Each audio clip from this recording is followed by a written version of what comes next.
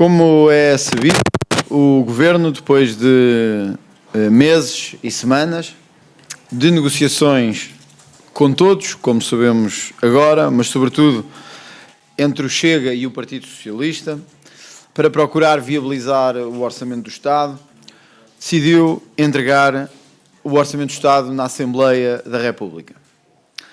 Hoje mesmo, enquanto esperava que o Primeiro-Ministro negasse algumas das declarações que fiz a propósito dos encontros, dos entendimentos e dos objetivos do Primeiro-Ministro, o Sr. Primeiro-Ministro voltou a insistir em nada dizer e em nada comentar.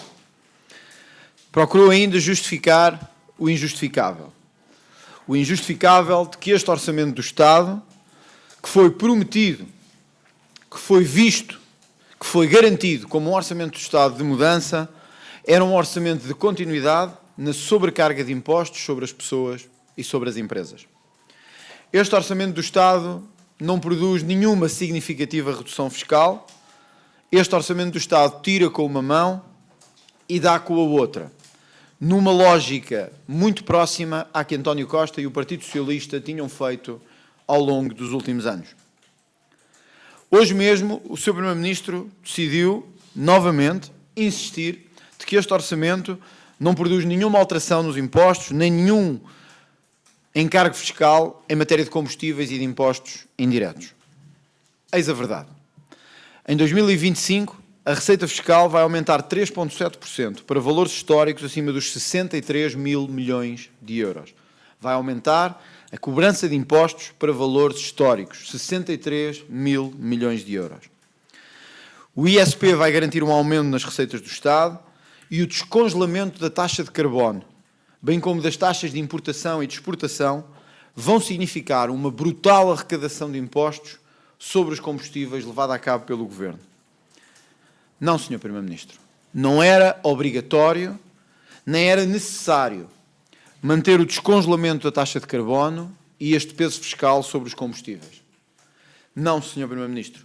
Não era obrigatório continuar a ter receitas de ISP, como as que estão previstas no Orçamento de 2025, de 4,198 mil milhões de euros. Isto é um encargo brutal sobre as famílias. Foi tudo isto que combatemos ao longo dos últimos 8 anos. E é isto que representa uma traição à direita. É dizer que se vai reduzir impostos e dar-se no IRS, aquilo que se vai buscar em ISP e nos impostos sobre os combustíveis. É vir mentir às pessoas e dizer que temos um orçamento com menos impostos sentidos no bolso dos portugueses, mas que depois vamos tirar-lhes à mesma, nos impostos indiretos, que cortam transversalmente a todos, sem olhar a quem, dependendo do consumo que façam, desde bens essenciais ao consumo de gasóleo e gasolina nas bombas e nas estações de serviço. É um logro e um engano fiscal que o Governo quer levar a cabo. Um logro e um engano que nunca seria possível num tal acordo alargado com o Chega. Porque nós andámos anos a combater este aumento fiscal. Andámos anos a dizer que não podíamos continuar a pagar tantos impostos para sustentar um tamanho brutal do Estado, uma classe parasitária subsidiodependentes, uma classe política alargada e ainda um espremer sobre o contribuinte que só tinha justificação se houvesse serviços públicos adequados, num país em que não há serviços públicos adequados. Portanto, este orçamento vem na linha do pior que o Partido Socialista fez, mais impostos, distribuição do dinheiro cobrado, com a perversidade de se anunciar amigo do contribuinte e amigo das empresas. Há 2 exemplos que mostram isso mesmo. O aumento da taxa de carbono será de 21,9% quando comparado com o Orçamento do Estado para 2024. Isto é, o Governo, depois dos tempos da pandemia e do seu congelamento, prevê vir a cobrar mais 753 milhões de euros de receita de ISP. Por outras palavras, o Governo quer dar em IRS o que vai buscar às bombas de gasolina aos contribuintes. Os números estão estudados e estão feitos. É o Governo que o prevê no próprio Orçamento do Estado. O ano passado, Chega e PSD lutaram ardilosamente contra o adicional do IUC. Pois esse adicional do IUC vai se manter neste Orçamento do Estado. Precisamente o Orçamento do Estado que devia ser de mudança e que devia ser de desagravamento fiscal. Por outras palavras, os portugueses vão sentir no IRS um artifício de conforto. Para sentir um aumento de desconforto no mini-mercado, nas bombas de gasolina, nas estações de serviço, nos estandes de automóveis e em todo o lado em geral, onde têm que passar a sua vida durante o dia. É o imposto de tirar com uma mão e dar com a outra. Ou melhor, dar com uma mão e tirar com duas. Porque, na verdade, é o que o Governo prevê neste Orçamento do Estado.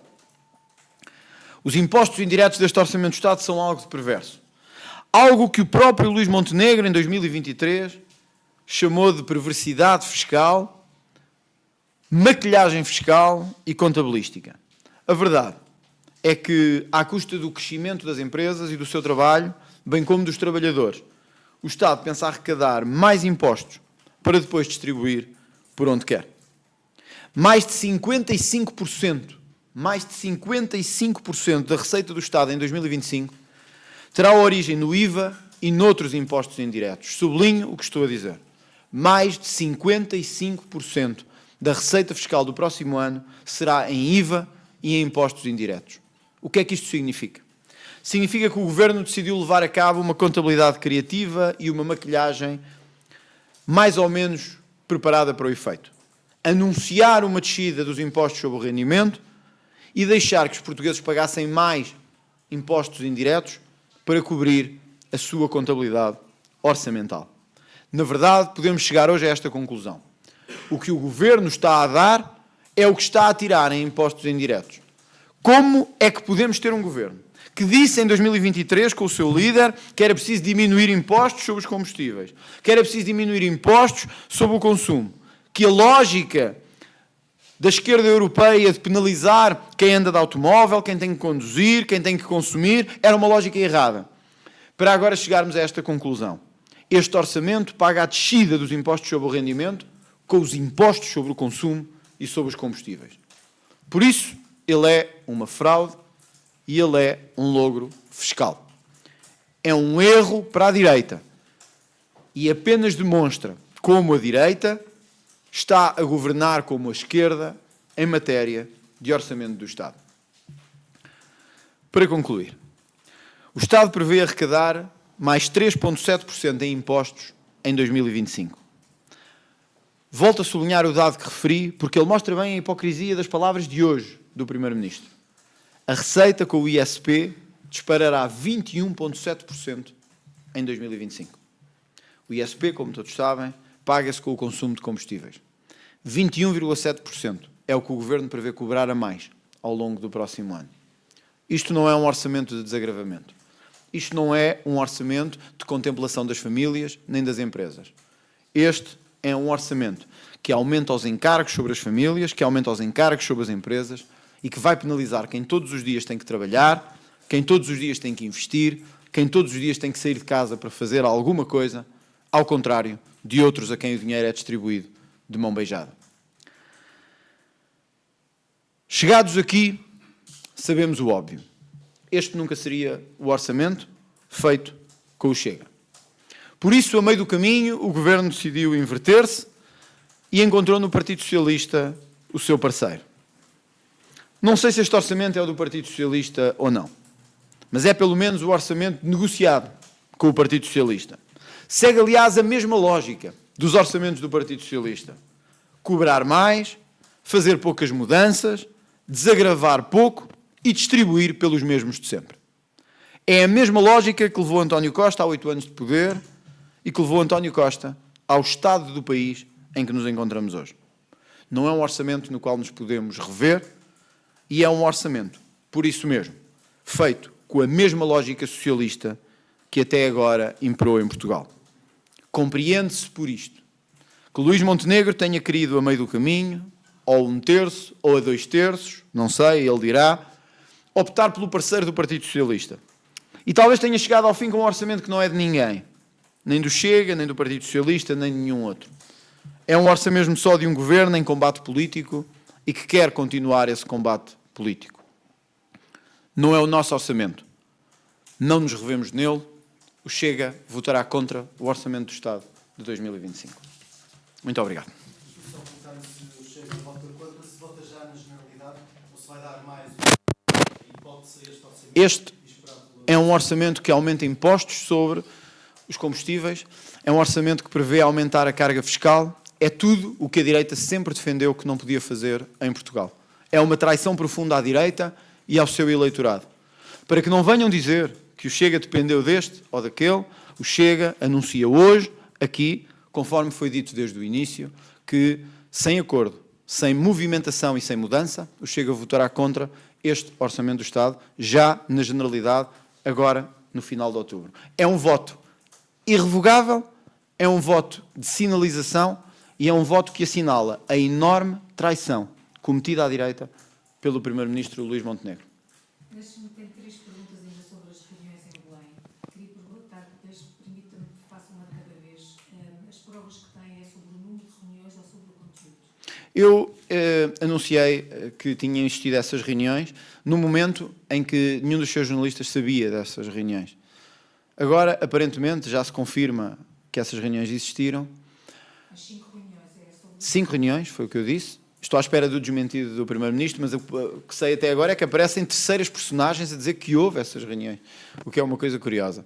Eu acho que o país todo já percebeu, porque se eu fosse Primeiro-Ministro e dissessem que eu reuni 5 vezes com uma pessoa ou com um partido, uns meses antes do Orçamento do Estado, e que era para falar do estado do tempo e da generalidade de como está a situação política, eu acho que já teria desmentido isso.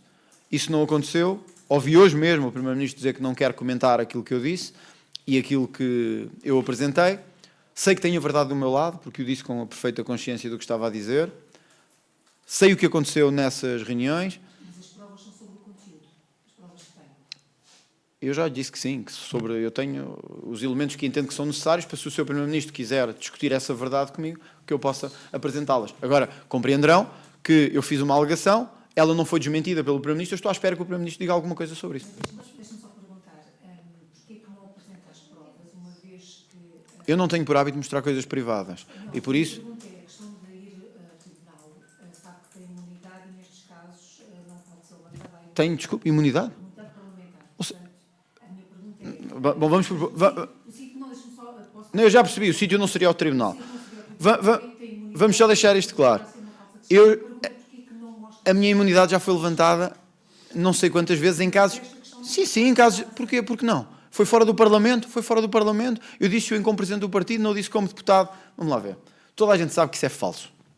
Se o seu Primeiro-Ministro... Aliás, eu vou dizer aqui perante as câmaras todas, perante o país inteiro, se o seu Primeiro-Ministro quiser discutir a veracidade destes elementos, ele pode avançar com o processo, que sou eu que quero o levantamento da minha imunidade. Não é mais ninguém, sou eu próprio. Eu sei que a verdade está do meu lado. Eu dei datas quando ainda ninguém tinha datas. Agora todos confirmam essas datas. Até disse que foi procurado tentar criar-se uma narrativa falsa para passar à imprensa. Se os senhores acham que isto não é grave de um Primeiro-Ministro, que não aceita desmentir isso, bom, então vivemos num país que não quer saber da verdade da palavra do Primeiro-Ministro. O Tribunal é simples, é porque são elementos privados que só podem ser revelados em juízo. E, portanto, se o Primeiro-Ministro disser que eles são falsos, eles estarão em juízo para ser avaliados. Eu recordo declarações suas em relação ao caso das gêmeas em que pedia que várias declarações e comunicações Claro. da República se tornassem públicas. Mas é um caso... Com certeza. Afonso, mas é um... Não, precisamente, é numa comissão de inquérito, que é uma autoridade judiciária, e é num caso de investigação. Podem ter a certeza que, se chegar a isso, eu tenho toda a disponibilidade para as apresentar. Agora, gostava, sinceramente, que o Primeiro-Ministro viesse dizer isto é falso. Porque se não o diz, então eu acho que o país inteiro fica convencido do que é que aconteceu. Mas o Primeiro-Ministro já disse isso em relação ao acordo que o André Ventura diz que lhe foi proposto. Mas o Primeiro-Ministro confirma a data de 15 de julho como uma reunião. Perguntar em relação ao acordo. O Sr. Primeiro-Ministro confirma 5 reuniões comigo durante... Então para que é que eram as 5 reuniões? Em relação às provas... Mas desculpe, para que é que eram 5 Então para que é que eram 5 reuniões? Era para falarmos de quê? De vocês? Mas eu não estou a perguntar das reuniões, estou a perguntar... Não, mas basta pensarem nisto. Se ele não desmente 5 reuniões, é porque estava a tratar de um acordo. Isso aí parece-me evidente. Se não estaríamos a falar de quê? Do tempo. Se vai estar sol ou se vai estar melhor na praia, na Costa da Caparica ou no Algarve. Mas tem provas É. dessa... Vamos deixar isso para mais tarde. Mas porquê que André Ventura existe sempre? Mostra documentos, exatamente como o colega da SIC. Porque eu não revelo elementos privados. E outros, não só no caso das gêmeas, é dos primeiros Parlamento a pedir esses documentos. Porquê que agora deixa cair esta suspeição, porque provavelmente o Primeiro-Ministro já deu a entender que não vai a tribunal e que não vai colocar-se por essa via, Porquê que não acaba com Mas a suspeição e mostra... porquê é que o Primeiro-Ministro não quer falar sobre isso? Precisamente porque sabe que eu tenho razão. E, portanto, eu fiz uma alegação, ela não foi desmentida, eu acho que isto vale por si próprio. Eu deixei claro, quando os senhores não sabiam de nada, que houve 5 reuniões. Eu sei que muitos não interessava saber disto. E muitos não quiseram também dar o devido destaque. Disse depois datas concretas. Depois vieram-se a confirmar essas datas concretas também. Acho que hoje, no tabuleiro das apostas, vocês sabem uma coisa, eu disse sempre a verdade. O Primeiro-Ministro ainda não mostrou uma vez que tenha dito a verdade. Ou seja, nesta balança de apostas, eu já disse várias verdades. O número de reuniões, a data das reuniões, uma das reuniões foi noticiada pela imprensa, e que também era falsa, mas depois estávamos lá. Eu acho que na balança dos valores ficou claro quem é que está a falar a verdade. Se o Primeiro-Ministro achar que eu não estou a falar... Se o Primeiro-Ministro achar que eu não estou a falar a verdade, diz, ele não está a falar a verdade, que era o que eu faria. E eu vou processá-lo por isso. Mas a Iniciativa Liberal também teve várias reuniões, isso não implica que tenha existido uma conversa sobre um eventual... Eu não vou pronunciar-me sobre terceiras personagens aqui. É curioso que a Iniciativa Liberal nunca tenha dito nada sobre estes encontros. E só tenha dito depois de eu próprio vir dizer, é a prova que eu estou a falar a verdade. É a prova de que isto é verdade. É a prova que o Primeiro-Ministro sabe que é verdade. E é a prova que o Primeiro-Ministro sabe que até setembro estava na mesa um outro orçamento e que depois de setembro ficou na mesa outro orçamento, que é este desastre que temos à nossa frente. Evidente, eu não revelo elementos privados, não penso que seja Caso o eficaz. Primeiro-Ministro acabe por desmentir novamente estes acontecimentos, o que é que acontece? Cá estaremos aqui à mesma hora para falar sobre isso. O que estamos à espera é precisamente que o Primeiro-Ministro diga de alguma coisa, uma vez que foi acusado, uma vez que foi alegado, que teve participação nos termos em que eu disse e que até agora não disse nada que possa ser apontado como mentira, e a única coisa que o Primeiro-Ministro diz é nunca foi proposto nenhum acordo. Não diz que as reuniões não foram verdade, não diz que as datas não são verdade, não diz que o número de encontros não são verdade, não diz que os locais não são verdade, o Primeiro-Ministro não desmente nada. E, portanto, se desmentir, cá estaremos. Agora, eu também preciso que a imprensa faça o seu trabalho. Para que é que o líder do terceiro maior partido estaria com o Primeiro-Ministro secretamente, 5 vezes, as vezes que fossem, mas 5 pelo menos, nos meses que antecederam o orçamento do Estado? Quer dizer, agora já não é o trabalho da oposição, é o trabalho da imprensa. E o Primeiro-Ministro pode dizer assim... Porque para mim não é suspeição nenhuma. Eu já disse o que era e o que é que as reuniões eram. Agora, e acho que é... Se tem as provas, qual é o interesse do André Ventura e do Chega? Não é o interesse. Eu não posso revelar elementos privados. Não é uma questão de interesse. Eu não posso, perante a lei, de revelar em elementos privados. Eu estou a dizê-lo porque os encontros são algo que aconteceu facticamente. Eu sei o que é que lá foi dito e eu estou a alegar isto contra o Primeiro-Ministro. Se ele desmentir, podem ter a certeza que isso será demonstrado. É isso que eu espero que possa acontecer. Se ao caso de uma das suas respostas havia em cima da mesa nessas reuniões um orçamento que era diferente desde que foi... O Primeiro-Ministro, claro, o Primeiro-Ministro soube desde as primeiras reuniões que tivemos que um orçamento que fosse negociado com o Chega para um acordo este ano teria que ter, entre as suas várias componentes, uma exigência. Não podia aumentar impostos, não podia ter aumento de impostos, nomeadamente sobre os combustíveis. O Primeiro-Ministro sabia que para nós essa era uma linha absolutamente vermelha. Como sabia que tinha que haver uma série de outros fatores importantes, como a redução do RSI, como a questão do aumento das polícias e dos bombeiros. Sabia que isso tudo estava em cima da mesa. Houve um momento que o Primeiro-Ministro percebeu que era mais fácil chegar talvez a um acordo com o Partido Socialista. Mas isto, aqui já não sei. Aqui estou a especular. E este é o orçamento que temos.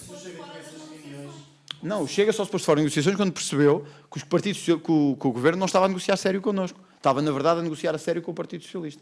Portanto, acho que compreendo. Não é? Disse que o Primeiro-Ministro propôs-lhe o acordo a 23 de setembro. Sim. Mas antes... Não, eu disse que o Primeiro-Ministro, na reunião de 15 de julho, foi quando falámos sobre isso primeiramente. Mas em setembro também voltaram a falar. E em setembro continuámos a falar sobre isso, sim. Então, mas antes, teve aqui aquela conferência de imprensa em que disse que o Chega estava fora das negociações. Claro, foi quando percebemos que o Governo...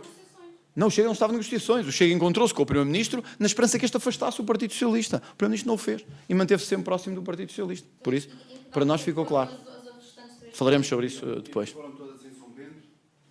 Foram 4 delas em São Bento e uma fora de São Bento. Deixa-me só perguntar se toda esta questão e o facto de negociações sem mostrar as provas, sempre que a sua credibilidade está... Acho que é a do Primeiro-Ministro que está verdadeiramente afetada. Aliás, ouvi vários comentadores dizerem isso mesmo, mas parece-me incrível, vou dizer isto mais uma vez. Os seus jornalistas sabem que o Primeiro-Ministro estava a mentir quando não referiu reuniões que teve comigo, no número em que foi. E eu acho impressionante que deixem o Primeiro-Ministro passar impune. Não sei porquê nem por que razões. Quando eu já disse as datas, os locais e as reuniões. Só mostra, desculpem dizer-vos, uma imprensa que, em muitos dos casos, decide estar mais ao lado do governo do que a fazer o seu trabalho. E isso é lamentável. Em qualquer país da Europa, o Primeiro-Ministro já tinha sido obrigado a dizer se estas reuniões são verdade, se este número de reuniões é verdade, se este número de reuniões é verdade e se houve, de facto, 5 reuniões. E perguntar-se para que é que houve 5 reuniões nos dias que antecederam o Orçamento do Estado. Se isto não for feito, nós deixámos de ter um país livre. Passámos a ter um país... Muito obrigado a todos.